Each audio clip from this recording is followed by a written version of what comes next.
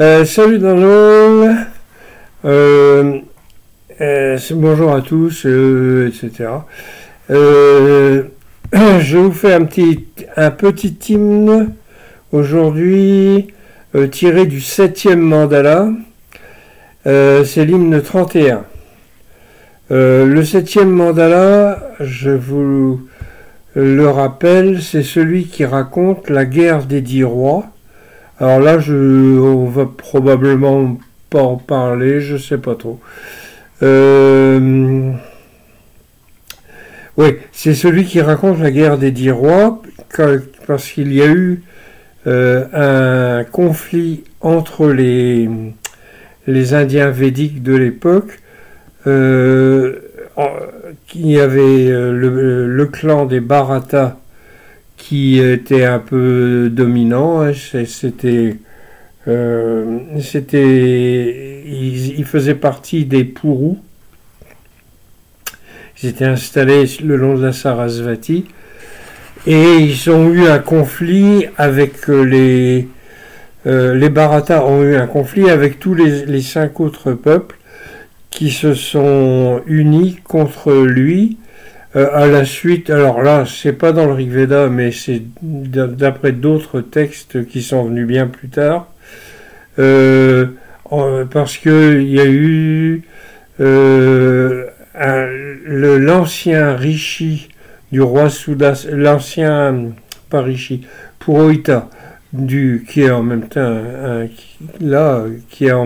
un rishi.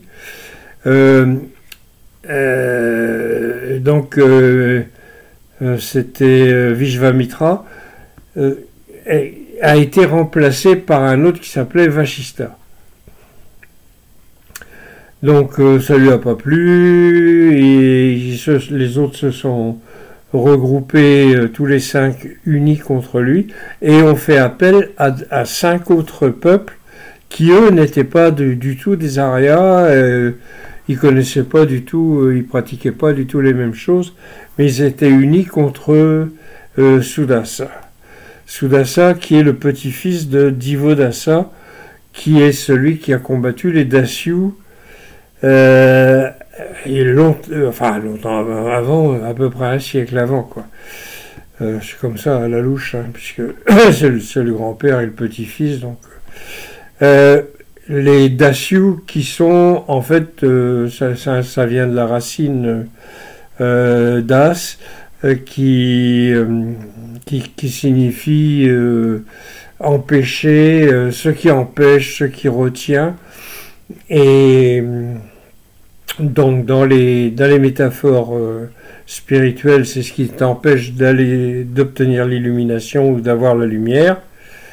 Mais aussi c'était probablement basé sur des faits réels, et les Dasyus c'était pas un peuple mais tous les ennemis, quoi.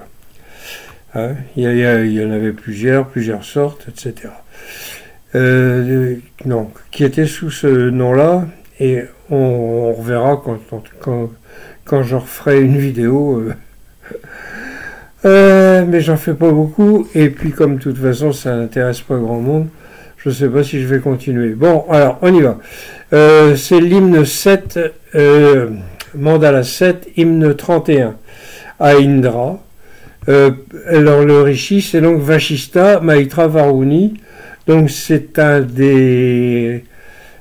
quelqu'un qui est de la famille, alors c'est soit le vrai Purohita, donc Rishi, dans cette situation-là, qui s'appelle Vashista, soit quelqu'un qui se réclame de lui, à un Maitra Varuni.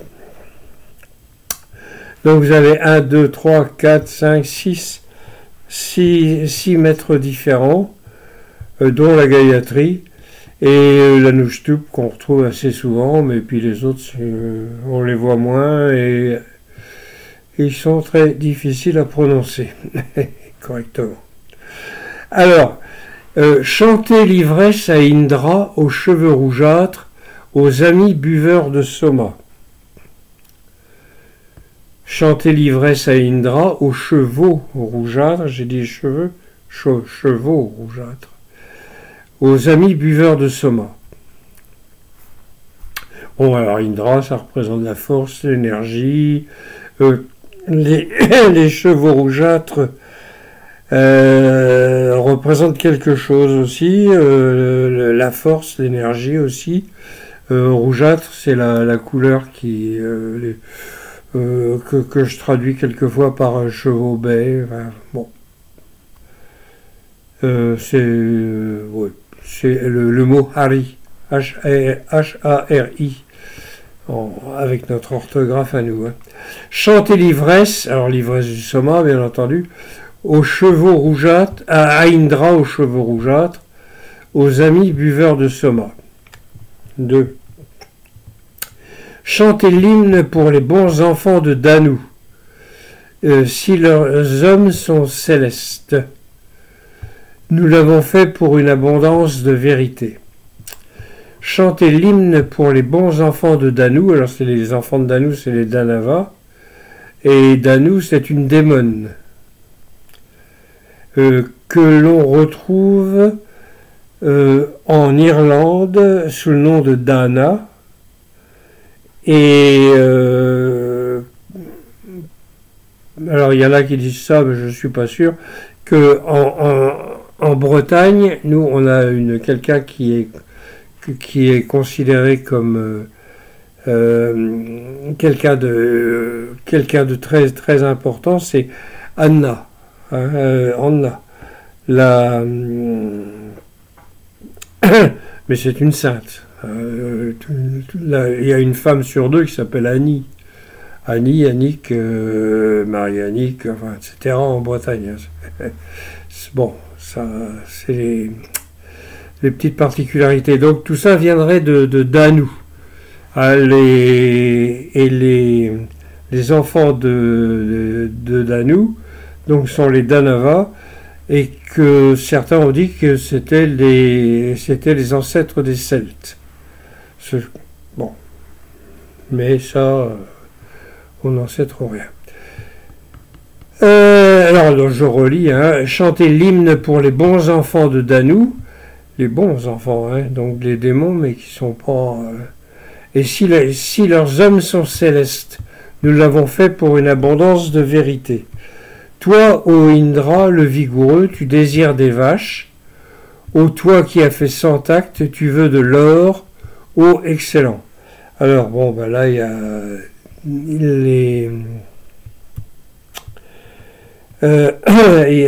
donc la signification. Alors, ô Indra, le vigoureux, bon, bah oui, tu désires des vaches. Alors, les vaches, c'est la lumière. Hein. La vache représente la lumière, parce que c'est la plus grande richesse spirituelle. Or, la vache, c'était jadis le symbole de la richesse. Hein. Plus tu avais de vaches, plus tu étais riche. Voilà, c'est tout. C'est encore le cas, d'ailleurs, dans certains coins, mais enfin, depuis qu'on a inventé la monnaie, ça a un peu changé. Ô toi qui a fait 100 actes, tu veux de l'or. Alors là, l'or, c'est la même chose. Hein, il veut pas Indra, là, un dieu, il n'a pas besoin d'or. L'or, c'est la lumière, c'est la richesse, le brahman, tout ce qui est hautement spirituel. Ô excellent.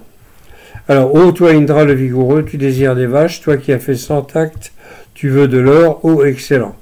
Nous te désirons, ô Indra, toi qui rugis, ô taureau, sache ce que nous vénérons, ô excellent. Alors je le relis parce que je bafouille un peu. Nous te désirons, ô Indra, toi qui rugis, ô taureau, sache ce que nous vénérons, ô excellent. Bon, ben là, il n'y a pas grand-chose à dire. Hein. Ne nous soumets pas à l'inférieur qui insulte le noble, ni aux envieux. Au-delà de toi est ma volonté. Ah, alors, bon. Ne nous soumets pas à l'inférieur qui insulte le noble. Le noble, c'est l'aria. J'ai dû traduire là j'ai pas le brouillon sous les yeux, mais j'ai dû traduire le mot aria par noble, puisque c'est ça que ça signifie. Donc l'inférieur, c'est quelqu'un qui n'est pas, qui ne pratique pas la même spiritualité que les autres. Et donc ne nous soumets pas à l'inférieur qui insulte le noble, ni aux envieux. Au-delà de toi est ma volonté. Au-delà de toi est ma volonté. Hein,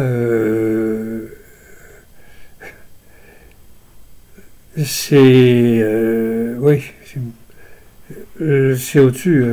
N'oublions pas que les dieux ne sont que des aspects du Brahman. Tout comme moi, tout comme vous, tout comme tout ce qui est vivant. Et même ce qui ne l'est pas. Ne nous soumets pas à l'inférieur. Ouais, ça y est, on était dessus. Pardon. Tu es notre large protecteur, combattant au devant et tueur de Vritra. Je te réponds par l'union. Alors l'union, je regarde la note de bas de page. Bon ben, par l'union Brahman, oui, évidemment. Tu es notre large protecteur, combattant au devant et tueur de Vritra. Alors Vritra, je vous l'ai dit, la signification de Vritra, c'est qui cache ou qui couvre.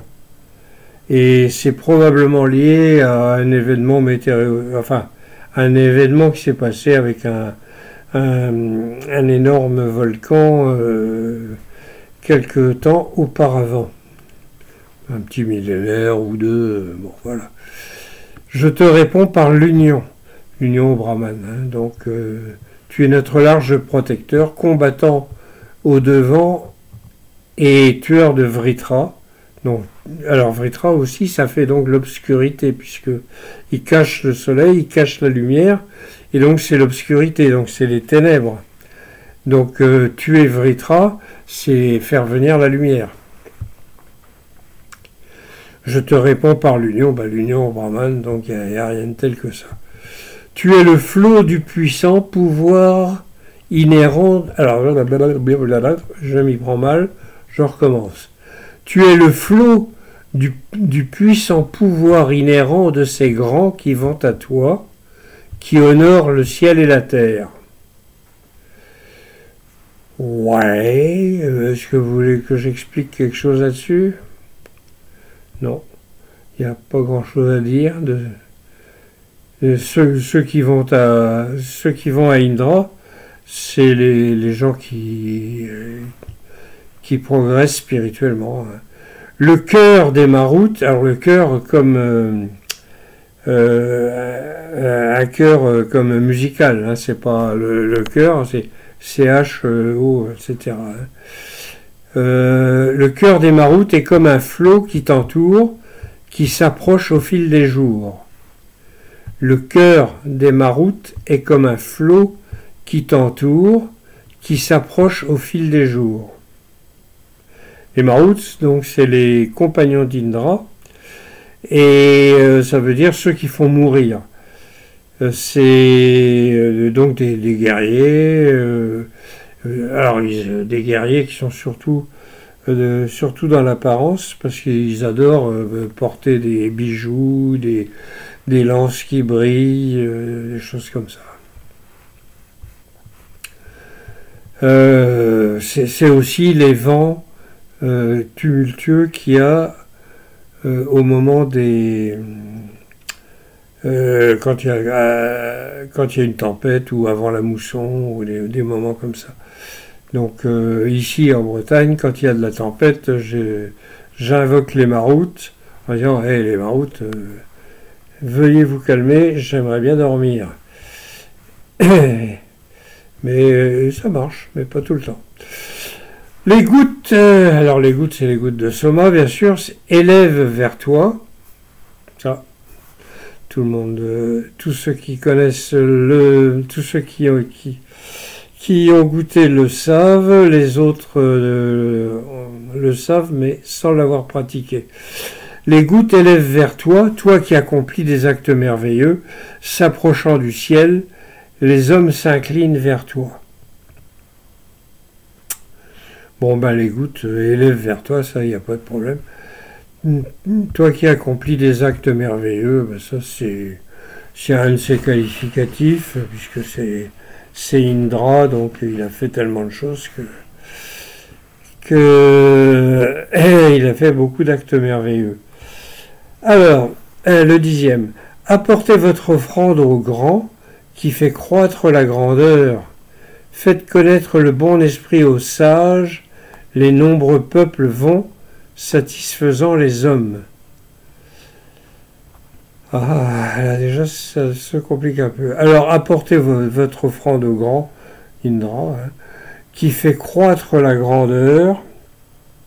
Indra l'énergie, donc Indra représente l'énergie, la force, la puissance, qui est l'énergie spirituelle, la Shakti, la Kundalini peut-être, je ne sais pas.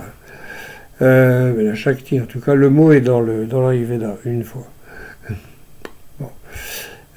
Qui accomplit des actes merveilleux, s'approchant du ciel. Du ciel, c'est l'extase totale. Les hommes s'inclinent vers toi. Bon, ben ça. Apportez votre offrande au... je mettais encore... je reprends. Apportez votre offrande au grand qui fait croître la grandeur. Donc, qui fait grandir la grandeur. Faites connaître le bon esprit du sage. Les nombreux peuples vont, satisfaisant les hommes.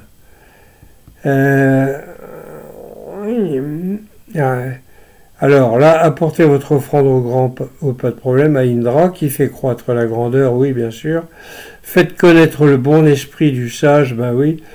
Les nombreux peuples vont, satisfaisant les hommes. Là, je ne vois pas trop ce que ça peut être, mais les nombreux peuples vont, satisfaisant les hommes. Ça peut être lié à l'extension du védisme, hein, qui a quand même commencé que dans un petit coin et puis qui maintenant après s'est étalé sur toute l'Inde et ailleurs, hein. Même en Indonésie, au Cambodge et tout ça. Pour le puissant, l'immense, les sages ont généré un excellent hymne. Ô Brahman, les visages ne transgressent pas les règles. Alors, pour le puissant, alors pour Indra, l'immense, les sages ont généré un excellent hymne. Bon, bah oui, pas de problème. Ô Brahman. Alors voilà, Brahman, ça vient je vous l'ai déjà dit, que c'est un mot qui vient d'une racine, bri, qui signifie grandir ou faire grandir, faire grandir. Grandir ou faire grandir. Et qui s'applique alors à la caste des brahmanes, au verset du Rig Veda, hein, un brahmana, ou brahmani quelquefois, et qui s'applique aussi, et c'est aussi le nom d'un des prêtres qui supervise le sacrifice, et quand il y a quelque chose qui est mal fait, hop, il corrige derrière, parce que sinon... c'est surtout après ça. Mais bon, sinon le sacrifice marche pas bien, etc. Et il y a encore... Ah bah oui, et puis le brahman, alors... le brahman, là, sans eux au bout, c'est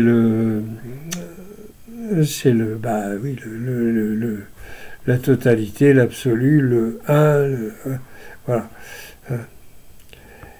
Je reprends. Pour le puissant, l'immense, les sages ont généré un excellent hymne au Brahman.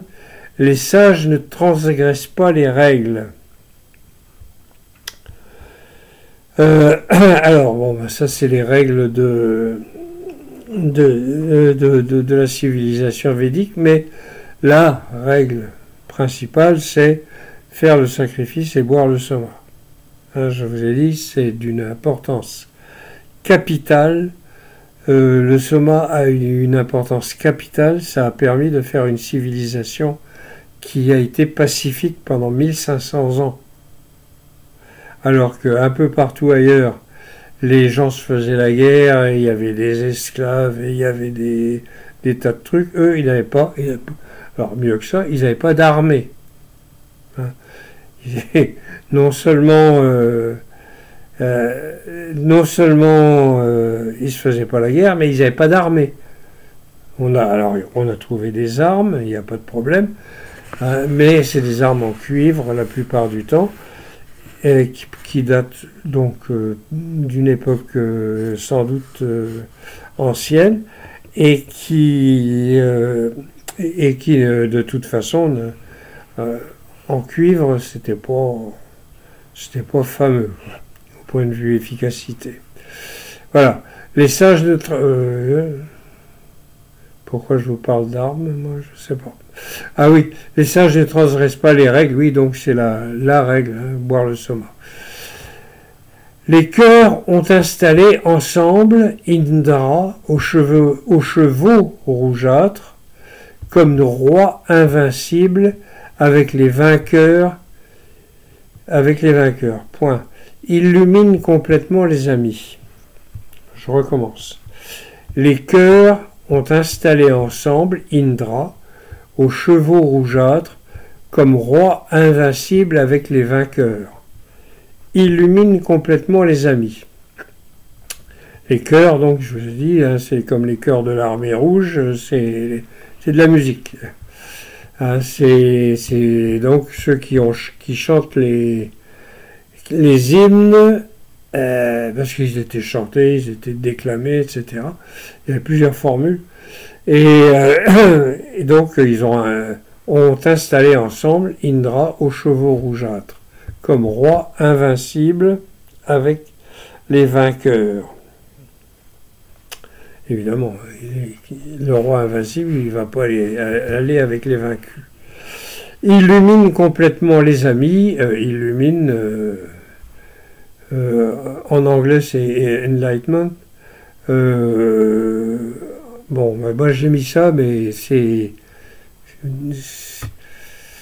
dans...